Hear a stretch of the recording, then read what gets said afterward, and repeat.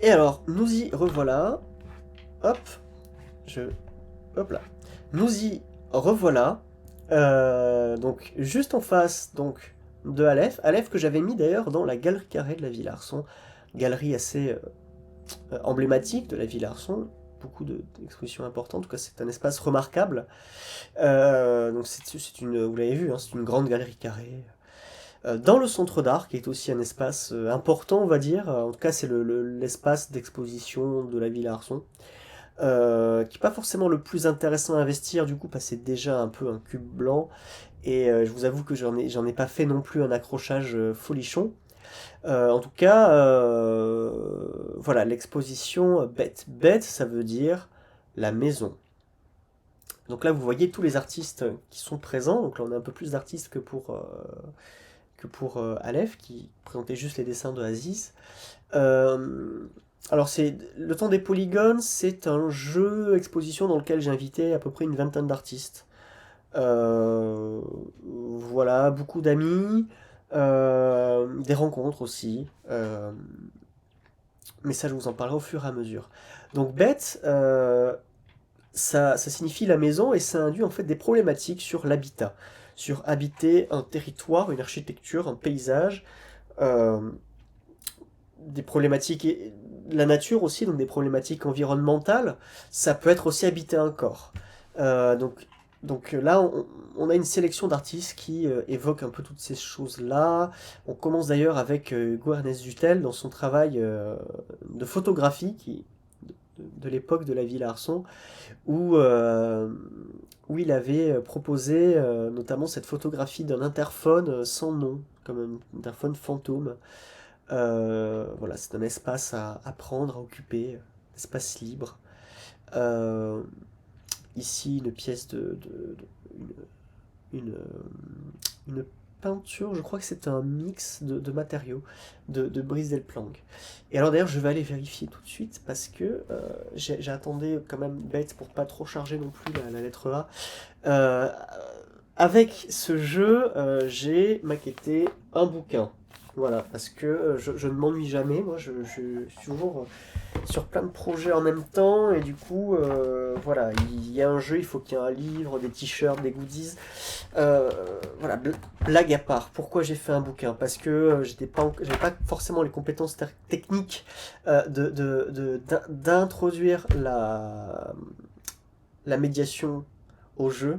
Ça induit des mécaniques de menu, comment je l'intègre, est-ce que je fais pas un truc qui peut s'afficher, je sais, voilà, Et puis, c'était un plaisir aussi d'avoir un objet.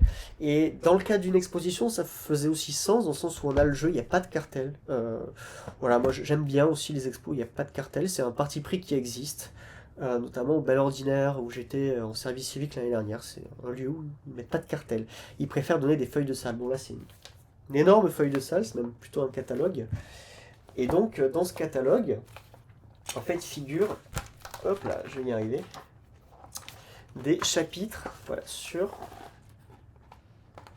des chapitres euh, sur chaque expo. Et là, par exemple, on est dans Bête.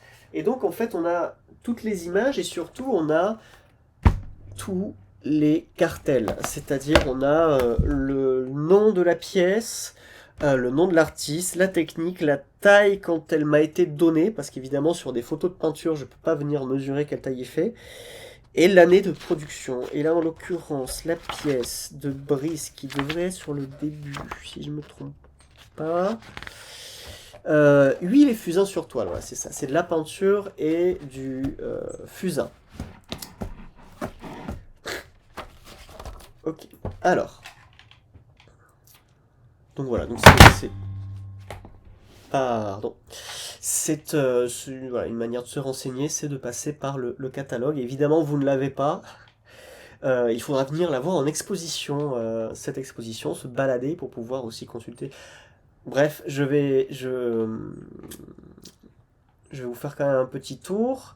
Donc, on a vu qu'il y avait voilà, Brice, Hugo. Ici, on a Maren Free. Maren Free qui est une artiste allemande, berlinoise si je ne m'abuse.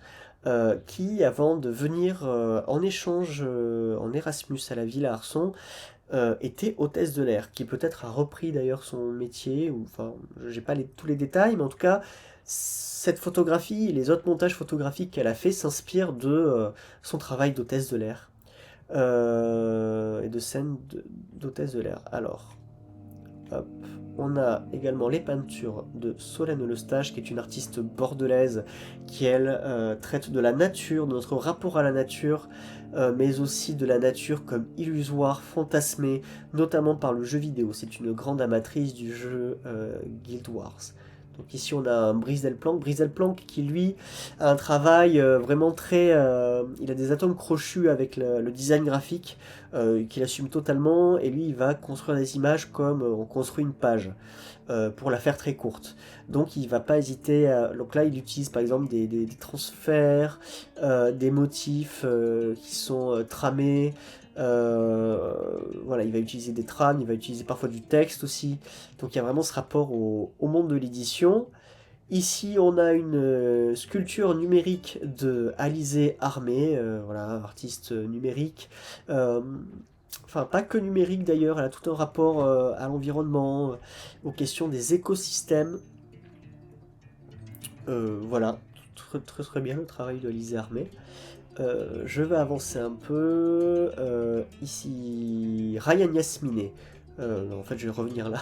Ryan Yasminé, que vous voyez ici, qui est un artiste français d'origine. Alors, né à Toulouse, si je ne me trompe pas, en tout cas, d'origine toulousaine, mais d'origine palestinienne, et donc sa famille est d'origine palestinienne, ce qui le fait s'intéresser à des problématiques anciennes et contemporaines qui traversent le Proche-Orient ancien, notamment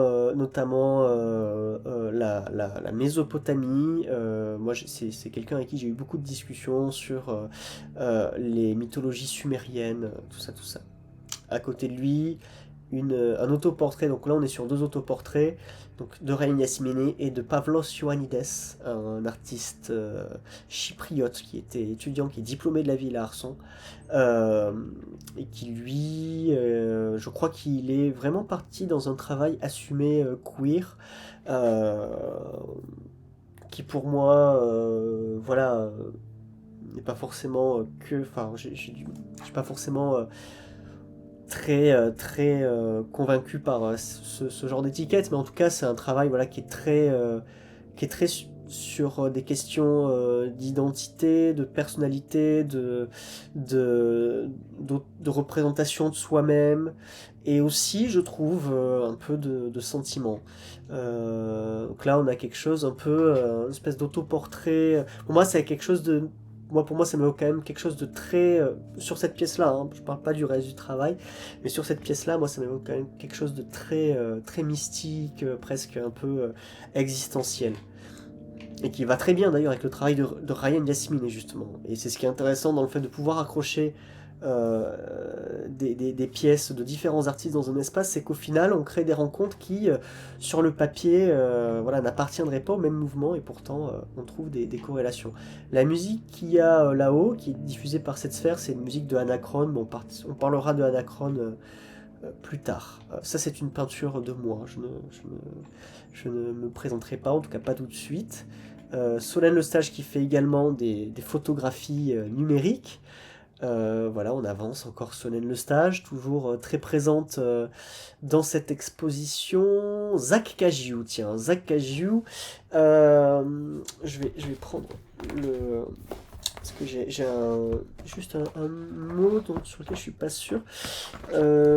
Tic tic tic. Alors Zach Cagiou,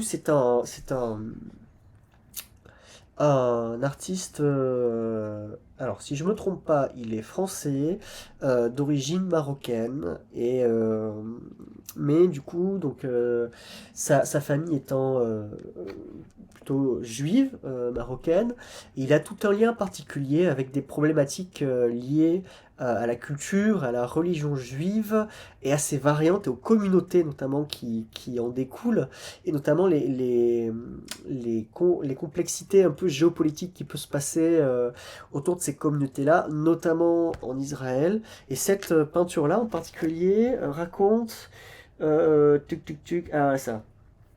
Ça évoque l'histoire du vol des enfants juifs Misraïm. Euh, donc c'est des vols qui ont longtemps été niés par les autorités palestiniennes. Alors là, je vais pas vous développer toute l'histoire, mais c'est vrai que voilà, c'est quelque chose à ne pas oublier quand on parle de ces sujets-là, c'est que voilà, le judaïsme, c'est quand même des... tiens, j'ai encore Misraïm, j'arrive pas à me le mettre dans la tête ce terme-là. Mais voilà, le judaïsme, c'est plein de communautés très différentes, déjà juste nationales, et puis surtout des grandes familles qui n'ont pas forcément toujours les mêmes cultures, les mêmes coutumes, ou cas qui ne s'apprécient pas toujours. Euh, voilà. Donc pour la faire, encore une fois, très vite, nous avons donc les juifs ashkénazes, qui sont les juifs plutôt d'Europe, européens, les séfarades, qui sont les juifs plutôt du Maghreb, et les misraïm, les misraïm, qui sont, si je me trompe pas, des communautés juives plutôt de la péninsule arabique. Peut-être que je dis des bêtises, donc c'est à vérifier. Euh, mais voilà. Encore une fois, des sujets très complexes qui rentrent aussi en dialogue avec le travail de Ryan Yasmine. D'ailleurs, depuis les deux artistes se connaissent et s'entendent très très bien, et je pense qu'il doit y avoir de de très bons échanges. Ici, Collier Venturi, qui là propose une photographie d'une installation qu'il a effectuée dans la forêt. Donc là, voilà, on est toujours dans l'occupation de l'espace, le rapport à la nature, quelque chose d'un peu mystique aussi. Là, on a Marraine. Là, on va pas rentrer parce qu'il y a une image un petit peu... l'algorithme n'aimerait pas. On a du Hugo René Jutel encore. Voilà, il y a plein d'artistes, mais je crois avoir fait le tour. Je crois les avoir tous mentionnés. Pour cette exposition, bien entendu, il y a d'autres artistes à d'autres endroits. Mais je crois que j'ai parlé de tout le monde, j'ai évoqué tout le monde. Voilà, alors nous allons pouvoir nous diriger vers la prochaine exposition.